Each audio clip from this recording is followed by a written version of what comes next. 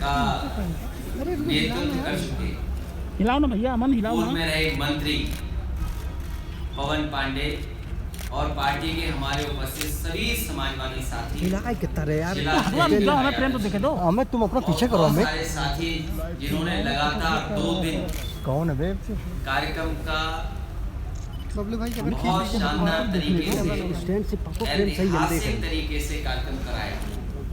मैं सभी कार्यकर्ता नेताओं का धन्यवाद देना चाहता हूँ। मुझे आजमगढ़ जाना था। अबे बैठ जाओ मन यार, बैठ जाओ अमन। जानकारी के अमन वो बाद कूद रहे हैं। इतनी बड़ी संख्या में कार्यकर्ताओं और साथियों के साथ सड़कों पे निकलना ये भरोसा दिला रहा है कि आने वाले समय में यार अमन 2022 में समाजवादी पार्टी की सरकार बनने जा रही है और अयोध्या जैसी पवित्र धरती से ये बात हम समाजवादी लोग कहें और यहाँ पर इस पावन हवा में, पावन धरती से यहाँ के पेड़ पौधे और हमारे भगवान के बीच रह कर के अगर आशीर्वाद मिल गया पूरी बहुमत की, और जो समाजवादियों ने कहा कि 351 सीटें जीत करके सरकार बनाने जा रही है समाजवादी पार्टी। इधर जो देश जिन बातों को लेके चिंतित है, पूरे देश में बहस छिड़ रही है।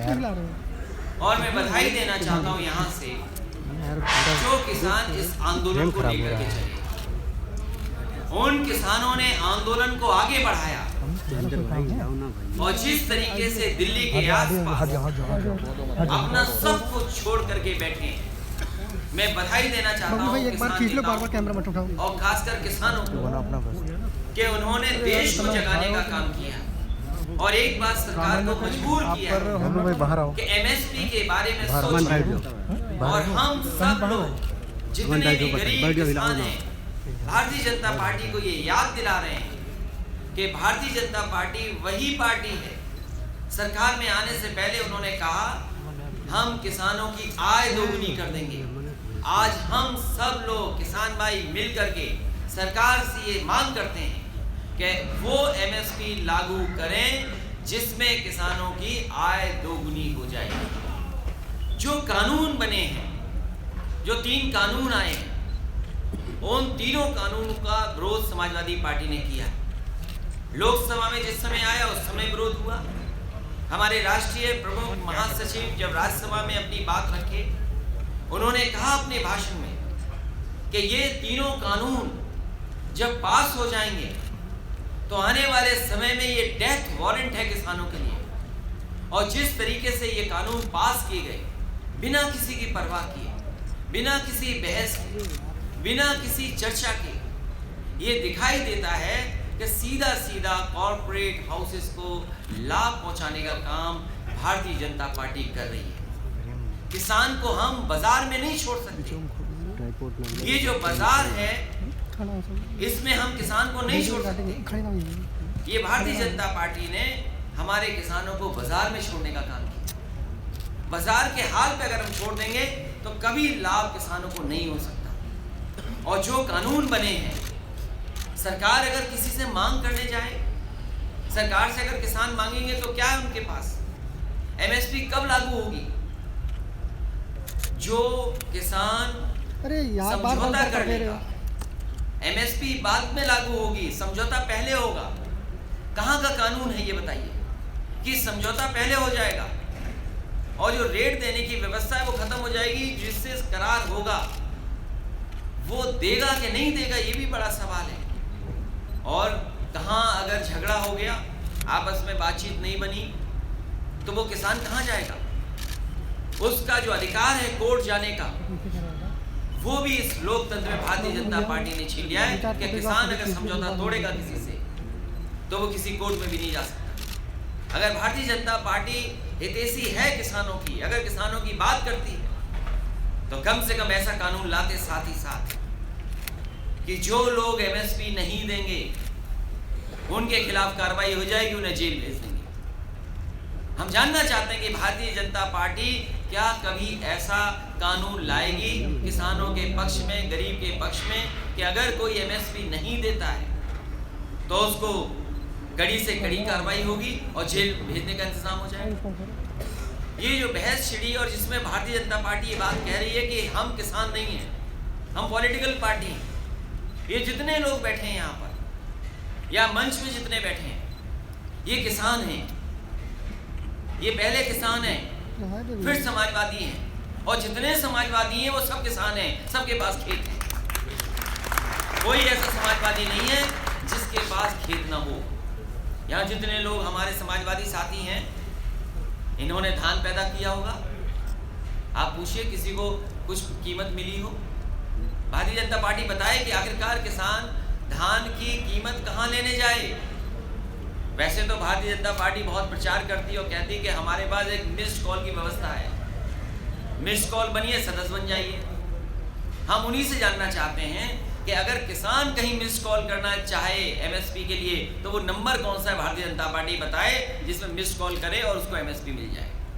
और हमारी मांग है समाजवादियों की कि एमएसपी हमें वो चाहिए जो आपने जनता को वादा किया था कि लागत हम इतनी देंगे, आय दोगुनी कर देंगे। एक तो ये है, और दूसरा कोविड। ये दुख है कि बहुत सारे लोगों की जान गई है, बहुत अच्छे लोग कोविड की वजह से अपनी जान खो गए हैं और ये बीमारी गई नहीं है, बीमारी अभी है। मास्क पहनना, दूरी बनाना ये ज़रूरी है, लेकिन ये दूरी केवल विपक्ष के लिए है, भारतीय जनता पार्टी के लिए नहीं है। कहीं चुनाव होगा भारतीय जनता पार्टी के लोग बिना मास्क लेकर के पहुंच जाएंगे। समाजवादी पार्टी के लोग अगर आंदोलन अपनी बात रखने आएंगे तो उन्हें इसी के बहाने मुकदमे और कानून में फंसा करके जेल भेज देंगे। बोलेंगे वैश्विक महामारी फैली है, आप बाहर नहीं निकल सकते। और इस बीमारी ने तो हमारा चेहरे पर मुंह और नाक बंद कर दी, लेकिन पता नहीं किसने भारतीय जनता पार्टी की आंख और कान बंद कर दिए। उन्हें सुनाई नहीं दे रहा जनता क्या चाहती है, किसान क्या चाहते हैं। और फिर नौजवानों को धोखा देने के लिए 1 करोड़ नौकरी, अब कहा है 50 लाख नौकरी। हम उनसे जानना चाहते हैं वो सूची कहाँ है जिसमें 1 करोड़ नौकरी दी गई है, कम से कम जारी करें वो। और 50 लाख जिनको दे रहे हैं वो भी जारी करें कम से कम। इसलिए भारतीय जनता पार्टी ने लगातार जनता को धोखा दिया है। भारतीय जनता पार्टी लगातार जनता को गुमराह कर रही है। भारतीय जनता पार्टी झूठ बोलने का, झूठ के बाद झूठ और उसके बाद झूठ बोलने का लगातार कार्यक्रम चला रही है। पता नहीं कहाँ ट्रेनिंग मिलती है कि एक झूठ बोला जाता है, वही झूठ जमीन तक पहुंचाया जाता है। आखिरकार कौन ट्रेनिंग दे रहा है? और फिर उत्तर प्रदेश की सरकार तो कमाल की सरकार है।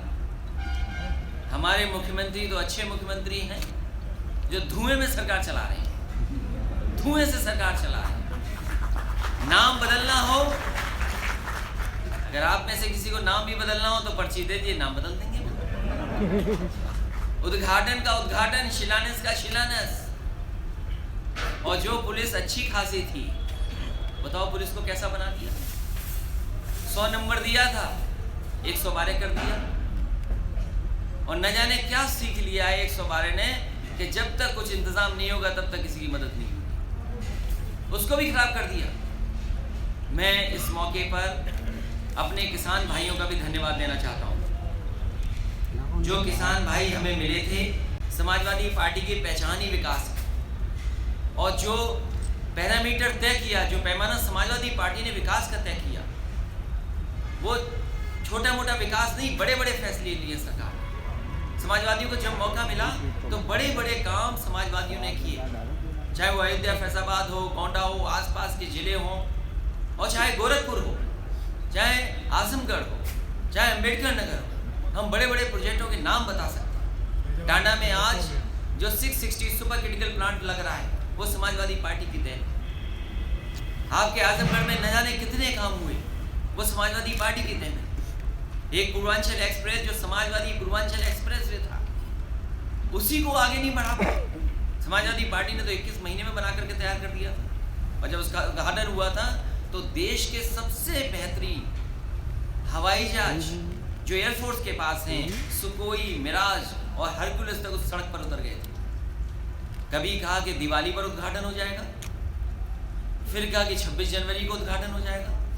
अब तो उद्घाटन तभी होगा जब ये सरकार चली जाएगी, आने वाले समय में सरकार बनेगी, तभी उस पूर्वांचल एक्सप्रेस का उद्घाटन होगा, क्योंकि आधा अधूरा उद्घाटन होगा ये तो। इसलिए मैं अपने किसान भाइयों ने जो बात रखी है, और फिर पैसे की कहाँ कमी है भारतीय जनता पार्टी को।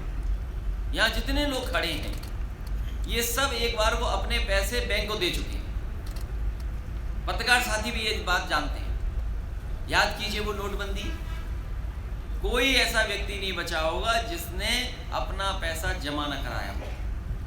सब बैंकों पे पैसा पहुंच गया, छोटी बैंकों को बड़ा बना दिया। बड़ा तभी है क्योंकि बैंक के पास पैसा ज़्यादा है, और भारतीय जनता पार्टी के पास कोई खजाने की कमी तो है नहीं सरकार के पास। तो ये जो किसान हैं ज़मीन देना चाहते हैं, लेकिन कम से कम किसी पुण्य काम के लिए अगर वो ज़मीन दें, किसी अच्छे काम के लिए वो ज़मीन दें, उनका जीवन ना बर्बाद हो जाए, उनकी अगली पीढ़ी का नुकसान न हो जाए। उनके पास खेती के अलावा कुछ नहीं है। इसलिए समाजवादी पार्टी उन किसानों के साथ है। उन किसानों का सर्किल रेट बढ़ा करके 6 गुना उन्हें पैसा मिलना चाहिए, मुआवजा देना चाहिए। ये समाजवादी पार्टी की मांग है, क्योंकि एक बहुत अच्छे कार्य के लिए, एक बहुत पुण्य काम के लिए ये ज़मीन दे रहे हैं, लेकिन सरकार उन्हें परेशान कर रही, कितनी तकलीफ पहुंचा रही। जो बातें उन्होंने कहीं मीडिया से भी कहा, आपसे अयोध्या में, यहाँ पर कहा, लखनऊ में हमारे सामने और लखनऊ की प्रेस के सामने कहा, अरे इतना पैसा है सरकार के पास, सरकार आखिरकार इनकी क्यों नहीं मदद कर। मुझे याद है जब ज़मीन के लिए हमें जब लेनी पड़ी थी एक्सप्रेसवे के लिए, किसी किसान को दुखी नहीं होने दिया। अगर किसान ने कहा कि हमें उचित रेट मिलना चाहिए, उचित पैसा मिलना चाहिए, हमने सर्किल रेट बढ़ा करके उन्हें 4 गुना मुआवजा देने का काम किया था, और 3 और 4 महीने में रिकॉर्ड 302 किलोमीटर में ज़मीन किसानों ने हमें देने का काम किया। तो यहाँ क्या दिक्कत है? ज़बरदस्ती लेना चाहते हैं, अपनी पुलिस की ताकत से लेना चाहते हैं, झूठे मुकदमे लगा के लेना चाहते हैं। समाजवादी पार्टी उन किसान परिवारों को भरोसा दिलाती है, ये दे पाए न दे पाए, इनका दिल बड़ा छोटा वो मैं नहीं कहना चाहता, लेकिन जब भी समाजवादियों को मौका मिलेगा ऐसे पुण्य कार्य के लिए अगर हमें 6 गुना भी मुआवजा देना पड़ेगा, सर्किल रेट बढ़ा कर समाजवादी पार्टी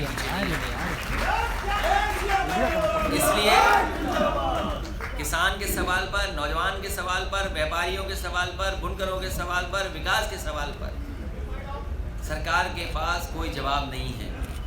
किसान का इतना बड़ा आंदोलन, उसको कह रहे हैं कि हम विपक्ष के लोग राजनीति कर रहे हैं।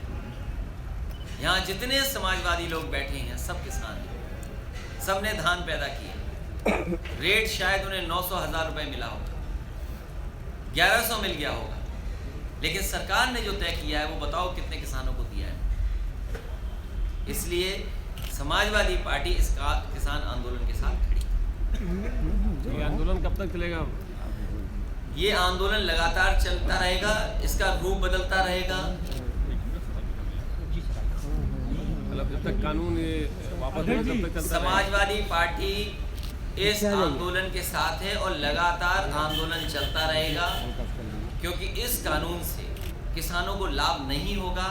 बड़े उद्योगपति, कॉर्पोरेट हाउसेस, उनको लाभ होगा। छोटे किसान वो कहाँ MSP पाएंगे?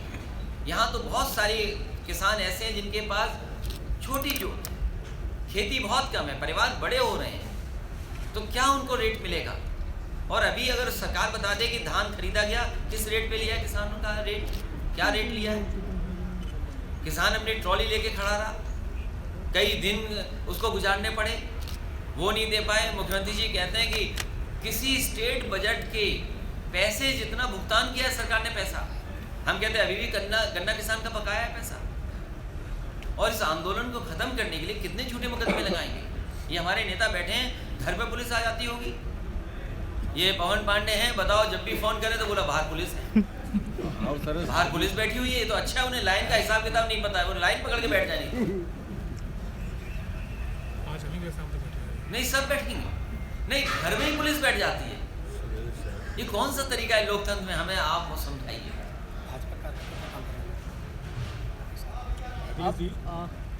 भाजपा कहती है कि जब सपा सरकार थी तो अखिलेश जी ने अयोध्या के लिए कुछ नहीं किया, सब कुछ भाजपा कर रही है। मैं आपसे कहना चाहता हूँ, अयोध्या फैजाबाद में जो विकास कार्य की गति दी गई थी वो आज भी जनता को याद है, और समाजवादी लोग इस बात को जानते हैं, पत्रकार साथी भी जानते हैं। घाटों पर जो दिए जलाए जाते हैं, आप बताओ उन घाट को किसने सुंदर बनाया, लाइट किसने लगाई, घाट पर जो पानी वर्षों से नहीं आया था वो पंप किसने लगाया जिससे पानी बह रहा है वहां, और जो भजन स्थल शानदार बनना था। अब भारतीय जनता पार्टी का कमाल देखिए, अगर भजन स्थल आप देखें तो जो छत जो पड़ रही थी वो धनुष की तरह थी। तो जितनी समाजवादी पार्टी की सरकार रही, धनुष थोड़ा बन गया, लेकिन उसका तीर गायब कर दिया भारतीय जनता पार्टी। तो देखिए ना, आप खुद सोचिए, यह है विकास भारतीय जनता पार्टी का। अंडरग्राउंड केबल किया, क्योंकि आंधी आए, तूफान आए, बिजली चली जाए, कम से कम आंधी तूफान आए, बिजली न जाए। और आपकी बिजली में सुधार क्या किया? कोई बड़ा सब स्टेशन बनाओ तो बताएं। ये जितने विधायक हमारे समय थे, ये जानते हैं कितना सब स्टेशन बने, फीडर चेंज हुए, पुल बने, और परिक्रमा मार्ग पर जो प्लांटेशन हुई है। आप ही हमें बताओ, चलो हम कुछ भी कहें, पारिजात का पेड़ सबसे पहले किसने लगाया? पारिजात की पेड़ की उम्र किसने बढ़ा दी सबसे ज्यादा? अब इस पे कोई जवाब नहीं, क्योंकि समाजवादियों ने परिक्रमा मार्ग पर पारिजात पेड़ लगाए थे, और पारिजात पेड़ भगवान का पेड़ है। भगवान अयोध्या में भगवान राम जब आए तो उनके ऊपर पारिजात के फूलों से वर्षा हुई थी, लेकिन ये पेड़ कृष्ण से भी बहुत जुड़ा हुआ है, और ये पेड़ कृष्ण ही लेकर के आए, वो कहानी दूसरी है। इसलिए हम सब भगवानों को मानते हैं, भगवान विष्णु के जितने अवतार हैं हम सब भगवानों को मानते हैं। लेकिन भारतीय जनता पार्टी की सोच देखिए, समाजवादी पार्टी आंदोलन में तो ये किसान नहीं है, क्या भगवान राम हम समाजवादियों के नहीं? क्या भगवान विष्णु हमारे नहीं? और पारिजात पेड़ के बारे में बताया, बताओ अयोध्या में पहले पारिजात का पेड़ किस पार्टी ने लगाया? अखिलेश जी फिर आप दर्शन करने का कब करेंगे आप? हम अपनी पत्नी और बच्चों के साथ दर्शन करेंगे। हम यहाँ पर कई साधु संतों के घर में भोजन भी कर चुके हैं। मंदिर का निर्माण हो रहा है, मंदिर निर्माण होने के बाद दर्शन करेंगे। मंदिर निर्माण सुप्रीम कोर्ट के फैसले से, सुप्रीम कोर्ट ने फैसला दिया, उससे भगवान राम का मंदिर बना। अखिलेश जी, आप अयोध्या आए, राम की नाम का महिमा मंडन किया, बहुत अच्छा है। आपका एक ट्वीट आया था 30 नवंबर को देव दीपावली पे, जब देव दीपावली मनाई जा रही थी काशी में, तो आपने ढोंग शब्द का उपयोग किया था अपने ट्वीट में। इस पर क्या कहेंगे आपकी, क्या देव दीपावली ढोंग है? पूरा देश परेशानी और तकलीफ में है, पूरा देश कोविड की वजह से हमारी अर्थव्यवस्था चौपट हो गई, नौकरी रोजगार छिन गए, हमारे मजदूर चलते कई लोग घर नहीं पहुंच पाए, उनकी जान चली गई। एक माँ गर्भवती थी, महाराष्ट्र से चली, नासिक से, और वो चलते ललितपुर पहुंच गई। वहां गर्भवती को बच्चा हुआ, 2 घंटे उसने विश्राम किया, उसके बाद वो फिर चलती और वो घर पहुंची। 90 से ज्यादा हमारे मजदूर घर नहीं पहुंच पाए, उससे पहले जान चली गई। बताओ भारतीय जनता पार्टी ने उन मजदूरों की क्या मदद की? समाजवादी पार्टी ने अपनी पार्टी के कार्यकर्ताओं के पैसे से उन परिवारों को 1-1 लाख रुपए की मदद की, और वो गर्भवती मां जो पैदल चल के आई गर्भवती, सोचिए उसकी मदद की। एक बेटी जो साइकिल से यहाँ से बिहार पहुंच गई, दरभंगा, सबसे पहले अगर कोई मदद करने आया तो समाजवादी पार्टी ने मदद की। हम इन्हीं भारतीय जनता पार्टी से पूछना चाहते हैं, क्या नर की सेवा नहीं है नारायण? क्या हम लोगों की सेवा नहीं करना चाहते? आप लोगों की सेवा क्यों नहीं करना चाहते हो? आप तो लोकसभा में, राज्यसभा में ये स्वीकार ही नहीं कर रहे हो कि मजदूर मारे गए हैं।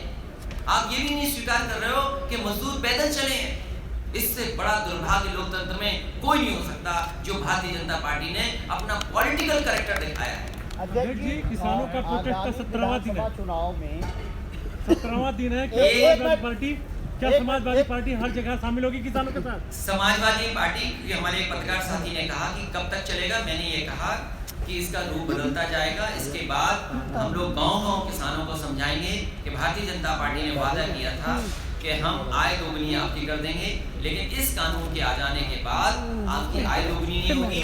और दूसरा, इन सभी चीजों पर कॉर्पोरेट हाउसेस का कंट्रोल आ जाएगा। आप शहर में रहते हैं, अगर आपका गांव से आटा नहीं आता है तो मैं जानता हूं कि कौन सा आटा आप खाते होंगे। आप में से बहुत सारे लोग हैं जिनका गांव से गेहूं नहीं आता होगा, जो पिसाते नहीं होंगे, वो मैं जानता हूं आशीर्वाद आटा खाते होंगे। अच्छा, जो लोग आशीर्वाद आटा लेते हैं वो हाथ खड़ा करें। नहीं करेगा कोई, लेकिन आप जान गए खाते कि नहीं खाते। फिर आप कहते हैं फुल ग्रेन का हम खाएंगे, इसमें ये भी मिक्स हो। तो गेहूं और आटे के बीच का जो मामला है उसी का खेल है। इसलिए हमें और आपको याद करना चाहिए, जितने समाजवादी लोग बैठे हैं वो जानते हैं कि डॉक्टर राम मनोहर लोहिया, क्योंकि ये उनका जन्मस्थली समाजवादियों का पूरा इलाका रहा है, उन्होंने दाम बांधो नीति दी थी। ये समय आ गया है कि हमें, आपको, किसान भाइयों को एक बार फिर सोचना होगा कि जो डॉक्टर राम मनोहर लोहिया जी ने दाम बांधो नीति दी थी, वो हम क्यों ना उस पर काम दें। अध्यक्ष जी, अभी आप बताओ, अगर पकौड़े बनाओगे आप, अगर पकौड़े बनाने हैं आप, तो बताओ सरसों के तेल में अच्छा लगेगा कि नहीं लगेगा? कुछ खाने हैं कुछ ही तेल में अच्छे लगते हैं, घी में कुछ चीज अच्छी लगती है। अगर पराठा कड़वे तेल का बनाओगे, मस्टर्ड का, तो नहीं पसंद आएगा, लेकिन अगर दूसरा कोई खाना बनाओगे तो वो उसमें अच्छा आएगा। ये भारतीय जनता पार्टी चाहती है कि विदेश का आया हुआ पाम ऑयल भी हम लोग सब खाएं। और विज्ञापन अगर ये कहते हैं कि आपका हार्ट बेहतर रहेगा, विज्ञापन तो पैसे से चलता है। हमारा घी, हमारा सरसों का तेल ज्यादा अच्छा है स्वास्थ्य के लिए भी, स्वाद के लिए भी। ये स्वदेशी लोग कहाँ छिप गए, ये बताओ हमें। जो स्वदेशी का नारा देते थे वो कहाँ छिपे हुए हैं आजकल? पाम ऑयल का सोच सकते हैं बिजनेस क्या होगा? रामदेव जी को याद कर रहे हैं? नहीं, बाबा रामदेव तो योग सिखाते सिखाते व्यापार में चले गए, मुनाफे में चले गए। ये तो अच्छी बात है कि अगर योग के साथ मुनाफा भी जुड़ जाए तो किसको परेशानी होगी? भाई चैनल तभी तो चलते जब ऐड आता है, तो बाबा रामदेव क्या गलत कर रहे हैं? योगा के साथ अपना व्यापार भी कर रहे हैं, आप न्यूज के साथ ऐड चला रहे हो। अब ये अलग बात है, बाबा रामदेव जी थोड़ा सा रास्ता बदल गए हैं। अध्यक्ष जी, एक मेरा सवाल है, आगामी विधानसभा चुनाव में बीजेपी को रोकने के लिए किसी तरीके का गठबंधन होगा, कैसा होगा ये? समाजवादी पार्टी छोटे दलों के साथ गठबंधन करेगी, बड़े दलों से अनुभव ठीक नहीं रहा। विधानसभा चुनाव में ओवैसी की पार्टी बसपा से केंद्र में जम जा रही है, कितना प्रभाव पड़ेगा सपा पर? समाजवादी पार्टी किसान, नौजवान, व्यापारी, महिलाओं को लेकर साथ चलने जा रही है। कौन सा गठबंधन कहाँ हो रहा है, सवाल वो नहीं है। उत्तर प्रदेश की जनता विकास चाहती है, उत्तर प्रदेश की जनता खुशहाली चाहती है। आप याद कीजिए, अगर आप हाईवे नहीं बनाओगे, अस्पताल नहीं बनाओगे, आज कोविड में कौन काम आया? वही एम्बुलेंस काम आई जो समाजवादी पार्टी की देन थी, वो अस्पताल काम आए जो समाजवादी पार्टी ने बनाए थे। हमारे बताइए, बाबा मुखर्जी ने कौन सा बड़ा अस्पताल बना दिया? अगर यहाँ मेडिकल कॉलेज भी बन रहा है तो याद कीजिए, फाइल को निकालिए कि किस फाइल के माध्यम से मेडिकल कॉलेज मिल रही है। छोटे दलों के गठबंधन में चाचा भी होंगे? हमारे भाई हो आप, उम्र में हम और आप लगभग बराबर हैं, तो भाई जो कह रहा है हमने पहले कह चुका है। होंगे? नहीं, हमने कहा कि उनके लिए सीट छोड़िए, बाकी कह चुका हूँ मैं। बार बार क्यों पूछते हो? बिहार इलेक्शन को आप किस नजरिए से देखते हैं? बिहार चुनाव पूरा बेईमानी हुई है। कृषि मंत्री जी आए हुए, मैं आपको थोड़ा सा बोल दूं क्योंकि उसमें बहस लंबी है। यहाँ अयोध्या फैजाबाद में आसपास गोंडा, अंबेडकर नगर, आजमगढ़, कोई जिला उठा लीजिए, समाजवादी पार्टी ने लैपटॉप दिए और सभी लैपटॉप जो चल रहे हैं आज भी चल रहे होंगे। जब भी कोई छात्र या उसके परिवार के लोग ऑन करते होंगे तो उसमें आज भी नेताजी और हमारी तस्वीर दिखाई देती है। आप देख लीजिए, क्योंकि समाजवादी सरकार थी तो समाजवादी पार्टी की ट्यूनिंग ये थी कि जो भी हम लैपटॉप देंगे या सेटिंग बोले उसको, हालांकि अलग तरीके से बोल रहा हूँ मैं, कि हम लैपटॉप जो देंगे उसमें तस्वीर हमारी लग जाएगी। है कि नहीं है बताओ? ईवीएम अभी हारी है बैलेट पेपर से, आपने देखा नहीं बनारस में? दुनिया में लोगों को भरोसा नहीं रहा। ये बड़ी बहस है। और फिर क्या हुआ बिहार में? जीते हुए को हरा दिया। किस प्रकार का आज लगातार आंदोलन रहेगा।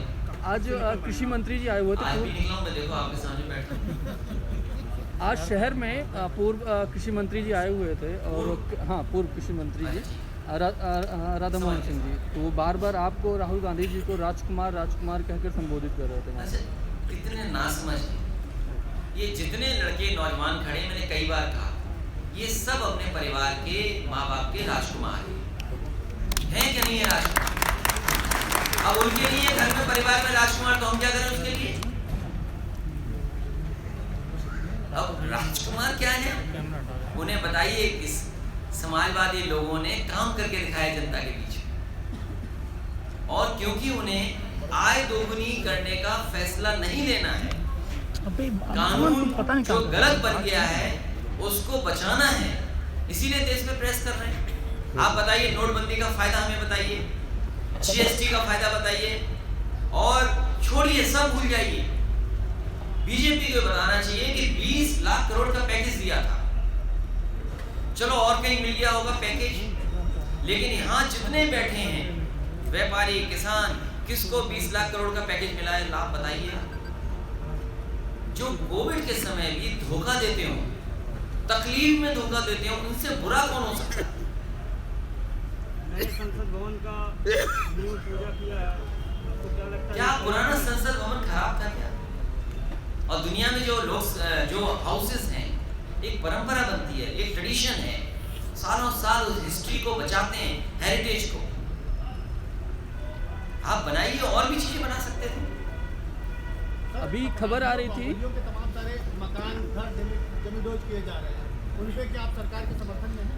आपका एसडीएम से झगड़ा हो जाए लेखपाल से, कल घर तोड़ देगा।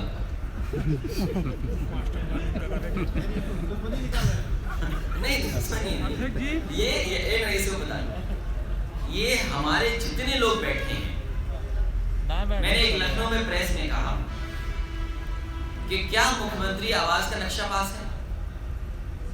बहुत सारे हमारे बुजुर्ग हैं, बहुत सारे ऐसे लोग होंगे जिनके बाबा दादा ने घर बनाया होगा, पूर्वज लोगों ने बनाया, परिवार के सदस्यों ने बनाया, वो हमारे पुश्तैनी घर हैं, हवेलियां हैं, जो भी कुछ है, थोड़ा बहुत बदलाव सब कर लेते हैं। अगर कानून से चलोगे आप, पूरा अयोध्या गिर जाएगा। अगर कानून से चलोगे, पूरा का पूरा अयोध्या आपको ढाना पड़ जाएगा। बताओ, है सच के नहीं? भारतीय जनता पार्टी चिन्हित करके कर रही है। भारतीय जनता पार्टी अपने लोगों को क्यों नहीं तोड़ रही? तमाम ऐसे घर मकान होंगे, चीजें होंगी जो इलीगल हैं, अनऑथराइज्ड हैं, और एक कानून है, वो तो कानून सबके लिए है। अगर कोई अथॉरिटी को नक्शा पास करना है तो वो पास करेगा। किसी का दिखा दो, ये पुलिस डेली पकड़ लेती है, दूसरी मुकदमा लगा के। ये तो जानते होंगे थोड़ा बहुत। तमाम पत्रकार जेल चले गए, उन्होंने कहा दाल में पानी ज्यादा है, बोला चलो जेल, दूध में पानी है, बोला चलिए जेल। कितने पत्रकार जेल चले गए?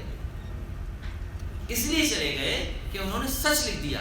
आप लोग तो हमारी मदद करना चाहते हो, लेकिन आप पे दबाव कहीं और से। अच्छा अध्यक्ष जी, आप वो बीजेपी कहती है कि ईवीएम विपक्ष मुद्दा बनाता है। हैदराबाद में चुनाव हुए, बीजेपी सबसे ज्यादा सीटें जीत, नंबर 2 के ऊपर। क्या मैं ये कह रहा हूँ कि लंबी बहस है ईवीएम। अभी अमेरिका का चुनाव हुआ और लगातार काउंटिंग हुई, कितने दिन काउंटिंग हुई? तो जब अमेरिका जैसा देश, जो सबसे ताकतवर देश है, टेक्नोलॉजी में सबसे आगे, साइंस में सबसे आगे है, वो अर्थव्यवस्था में सबसे आगे है। तो जो देश इतना ताकतवर हो, जिस देश में इतनी साइंस एंड टेक्नोलॉजी हो, वो आखिरकार ईवीएम को नहीं पसंद कर रहा है, वो भी काउंटिंग बैलेट से हो रही है, वहां पे बैलेट से वोट पड़ रहा है। और जब कई फेज में आप चुनाव करा सकते हो तो कई दिनों में काउंटिंग कराने में क्या दिक्कत है, क्योंकि फैसला बड़ा होता है। अब आप ये सरकार में आ गए, बताइए 3 कानून बदल दिए, अब कोई भी कितना भी रख लेगा अपना गोदाम में सामान, जब चाहेगा तब रेट बढ़ा देगा। कालाबाजारी होगी, याद कीजिए कालाबाजारी सरकारी रोकती थी। अगर याद हो पुराने मुख्यमंत्री जी के स्टेटमेंट निकलवाइए आप, कालाबाजारी में कितना कहते थे कि अगर कालाबाजारी होगी तो हम जेल भेज देंगे, कार्रवाई कड़ी कर देंगे। अब बताओ, आपने खुली छूट दे दी कानून से कि कितनी भी कालाबाजारी कर लो, आप कितना भी गोदाम में भर लेना, आप कीमतें देखो, आप कैसे करोगे? जो व्यवस्था आपको बनानी थी मंडी से, अगर कोई कमी है मंडी में तो मंडी की वो कमी दूर करिए। अब फैजाबाद अयोध्या की कितनी अच्छी मंडी है बताइए, कोई आएगा कॉर्पोरेट हाउस बड़ा, मंडी की ले लेगा। रेलवे तो बिकी गई, कीमती जमीनें रेलवे की चली गई, हमारा बनाया हुआ बहुत सारी चीज बेच दी। शाम में अब एक बना था बहुत अच्छा मॉल, वो बेच दिया सरकार ने। ट्रेन आ रही है दिल्ली से अयोध्या काशी को जोड़ेगी, इसके क्या भाई अच्छा, इससे बहुत अच्छा याद दिला दिया उन्होंने। हमारे मुख्यमंत्री जी झांसी गए, पहली बार गए थे, और कहा कि हम मेट्रो चलाएंगे और गोरखपुर भी मेट्रो चलाएंगे। मैं उनसे ये जानना चाहता हूँ, आप आगरा का शिलान्यास कर रहे हो, आप कानपुर का शिलान्यास कर रहे हो, लखनऊ का रोक दिया आपने, आप अपना बनारस का और गोरखपुर की कब मेट्रो चलाओगे? आप अपनी मेट्रो कब चलाओगे, सवाल ये है। और फिर बुलेट ट्रेन में कौन बैठेगा? आजम खान साहब की रिहाई के लिए पार्टी क्या कदम उठा रही है? समाजवादी पार्टी आजम खान साहब के साथ है, उन पर झूठे मुकदमे लगे हैं, ये तो उन पर जानबूझ करके सरकार ने ऐसे अधिकारी पोस्ट किए जिन पर दबाव बना करके मुकदमे लगवाए, और वो अधिकारी वो हैं जो आईपीएस लड़ रहे थे कि पैसा तुमने ज़्यादा दिया, हमने कम दिया, तुमने ट्रांसफर में ज़्यादा पैसा ले लिया, याद कीजिए, वो आईपीएस को भेजा वहाँ पर और झूठे मुकदमे लगे। मुझे पूरा न्यायालय पर भरोसा है कि आजम खान साहब छूट करके आएंगे और समाजवादी पार्टी उनके साथ। पार्टी लड़ाई कैसे? थैंक यू सो मच, इतनी देर आप लोग इंतजार करते रहे, मैं धन्यवाद देता हूँ। एक सवाल और, भैया भैया पवन पांडे ने रखा है कि कुछ परिवार की जो शादी थी हम नहीं पहुंच पाए और नहीं पहुंच पाए, वो यही मिलना चाहते हैं, तो एक बार तस्वीर उनकी हो जाएगी, समर्पण। और वित्त विहीन वाले शिक्षकों की मदद करेंगे, इससे पहले हम लोगों ने रास्ता निकाला था, आगे भी निकाला। अध्यक्ष जी, अगर यहाँ किसानों को उचित मुआवजा न मिला तो समाजवादी आंदोलन करेगी? कर रही है आंदोलन, तुम्हें आगे चलना, आगे